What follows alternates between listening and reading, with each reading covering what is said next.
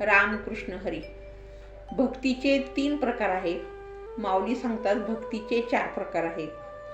पहिली येते ज्ञानभक्ती, दुसरी येते भक्ती, तिसरी येते योग आणि चौथी येते कर्म. ज्ञानभक्तीमध्ये काय आहे तर आपला जो आत्मा आहे तेच एक चैतन्य आहे आणि आत्मा हाच परमेश्वर आहे. ही पहिली भक्ती, ज्ञानभक्ती. त्यानंतर दुसरी भक्ती, आपण कधी देवाची आरती म्हणतो, कधी कधी एखादं भक्तिगीत म्हणतो, म्हणजे भक्ती रसात न सांगता सुद्धा न्हावून निघतो, भजनात जातो. आता तुम्ही ऐकताय, ही सुद्धा एक भक्तीच आहे. नकळतपणे आपण एखाद्या विषयाशी समरस होतो, भक्तिमय विषयाशी, ती भक्ती. आणि चौथी जी आहे ती कर्मभक्ती. माऊली सांगतात की माणूस कर्म का करतो तर त्याचे पण 3-4 प्रकार आहेत. पहिला प्रकार येतो, मला कर्म केल्यानंतर मोबदला पाहिजे. दुसरा, मला काही मोबदला नको, मी असंच कर्म करतो. आणि तिसरा येतो की नाही, मी काही कर्म न करता सुद्धा मला मोबदला पाहिजे किंवा मी ते मिळवणार, त्यासाठी काहीतरी तो वेगळं कर्म करतो. मग यामध्ये सगळ्यात श्रेष्ठ कर्म कुठलं तर माऊली सांगतात की काही माणसं सहज भावनेनं म्हणतात मी देवासमोर कधी हात जोडतो पण देवाला कधी काहीच मागत नाही. तर हे निस्सिम म्हणजे न मागता केलेलं कर्म आहे. त्याला सुद्धा देव त्याचं द्यायचं ते फळ देतो.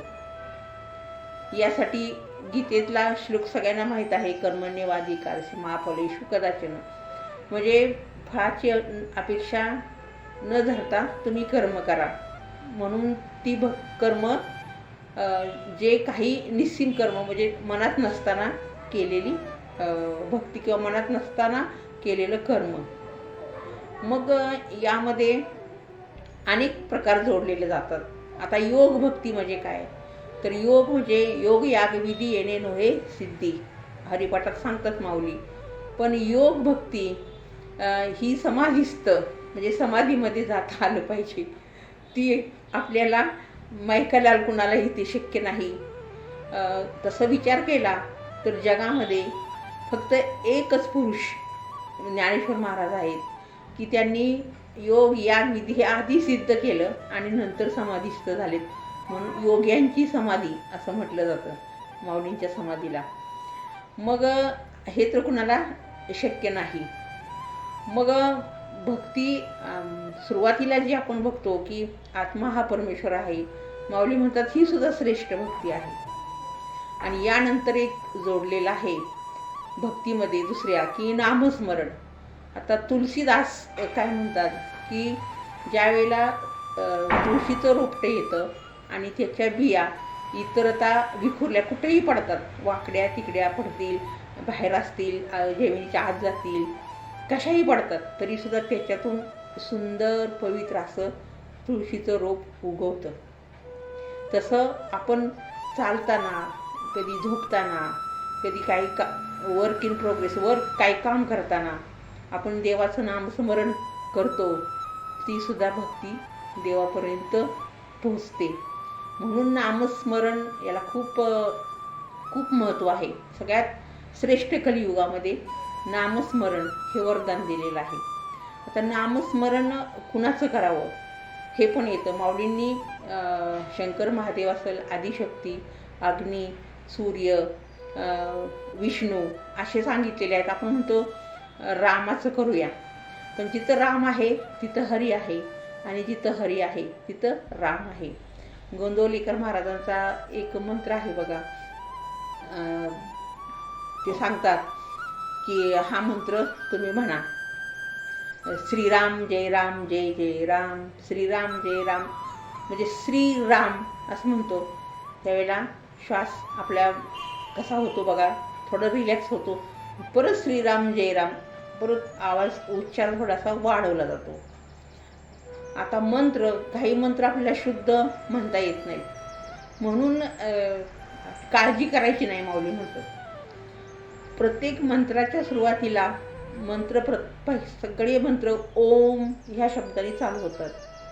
तर ओम याचा अर्थ इतका सखोल अर्थ आहे की ओ म्हणताना पूर्णपणे आपलं शरीर तयार होतं कुठल्या तरी काहीतरी आपल्यात सामावून घ्यायला, आणि श्वास आपला आत जातो आणि असं म्हटलं की तो आतच कोंडला जातो, म्हणजे पूर्ण शरीरामध्ये तो एक संचार होतो. मग तो देवाच्या रूपाने आपण करत असेल तर तो देव आपल्यामध्ये प्रवेश करतो, म्हणून ओम सर्वश्रेष्ठ आहे. आता यानंतर विठ्ठल. आता विठ्ठल विठ्ठल विठ्ठल असं जर रोज 10 मिनटं म्हटलं तर त्याला कधीच अटॅक येणार नाही, कारण हार्टचे काही प्रॉब्लेम असतील, हार्ट वीक असतं, काहींचं BP, बरेच कारण असतात हार्टचे प्रॉब्लेम असतात त्या लोकांना. मग ज्यावेळेला विट असं म्हणतो त्यावेळेला आपण सुरुवातीलाच आपल्या बेंबीपर्यंत असं एकदम त्या शब्दाचं असा प्रभाव पडतो, असा आखडून घेतो. म्हणजे बेंबीमध्ये 72,000 नाड्यांचा गुंता आहे, आणि मग त्या बेंबीमध्ये नाभीमध्ये पहिला तो पोचतो आणि विठ्ठल म्हणतो त्यावेळेला तो मेंदूपर्यंत जातो. म्हणजे आपलं जे ब्लड सर्क्युलेशन आहे ते सुस्थितीमध्ये येतं. आतमध्ये एखादी गाठ झाली असेल की बायपास सर्जरी करायला लागते, अशी गाठसुद्धा विरघळून जाते. नवे एखादी अदृश्य कॅन्सरची गाठ असेल तरी त्या गाठीसुद्धा विरघळलेल्या आहेत, एवढं शास्त्राने सिद्ध केलेलं आहे विठ्ठल विठ्ठल म्हटल्यामुळं. म्हणजे अशा पद्धतीनं नामस्मरणामध्ये सुद्धा खूप ताकद आहे. म्हणून नामस कीर्तन साधन पैसोपे जळतील पापे जन्मांतरीची. तुम्ही कितीही नामस्मरण करा, पण कधी एकाग्रतेनं करा, कधी चालता बोलता करा, पण नामस्मरण मात्र करायला विसरू नका. तुम्ही ज्यावेळेला 10 मिनटं 15 मिनटं नामस्मरण कराल त्यावेळेला तुमच्या मेंदूची ताकद वाढते. दुसरी गोष्ट, स्मरणशक्ती चांगली राहते, ग्रास्पिंग पॉवर चांगली राहते. ठराविक वयानंतर लक्षात राहत नाही तर ते सुद्धा लक्षात राहतं, म्हणजे मेंदू त्या पद्धतीनं परत कार्यरत होतो. अशा पद्धतीनं नामस्मरण असे हे एवढे भक्तीचे प्रकार आहेत. आता सखोल सांगायचं म्हटलं तर एक भक्तीवरती आपण 1 तास बोलू शकतो, पण आपल्याकडे वेळ फार कमी आहे. मी यानंतरचा पुढचा व्हिडिओ याच्यावरतीच टाकीन. प्रत्येक एका ह्याच्यावरती आपण कसं केंद्रित व्हायचं. काही चुकत असेल तरी माफ करा. रामकृष्ण हरी म्हणा. रामकृष्ण हरी मंत्रामध्ये राम आहे, हरी आहे आणि कृष्ण आहे, म्हणून मी तुम्हाला तो मंत्र सांगत असते, रामकृष्ण हरी, रामकृष्ण हरी.